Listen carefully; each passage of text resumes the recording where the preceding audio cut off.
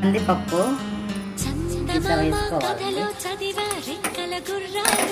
ఆకుకూర పప్పుకి టమోటోస్ ఒకటి, పచ్చిమిర్చి ఒకటి, ఉడికాక వేసుకున్నాం. కారం, చింతపండు 2 రెబ్బలు, పసుపు,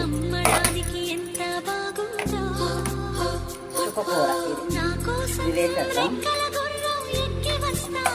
టమోటోస్, పచ్చిమిర్చి, పసుపు, చింతపండు, కారం వేసేయండి. ఉప్పు ఉడికాక వేసుకుందాం. వాటర్ వేసుకోండి.